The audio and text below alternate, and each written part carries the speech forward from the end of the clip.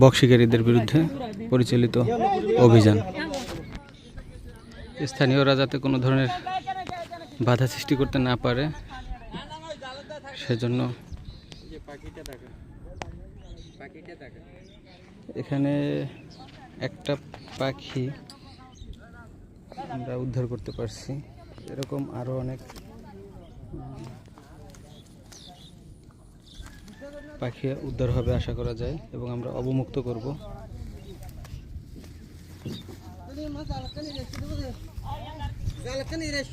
জাল উদ্ধার করা হয়েছে। কৃত্রিম বকগুলোকে তুলে ফেলা হচ্ছে। এখানে ড্রোন দিয়েও ভিডিও ধারণ করা হচ্ছে।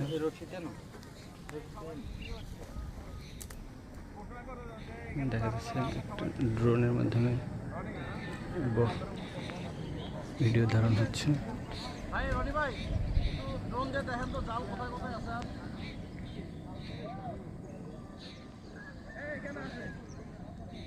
ড্রোন কি দিয়ে নাকি?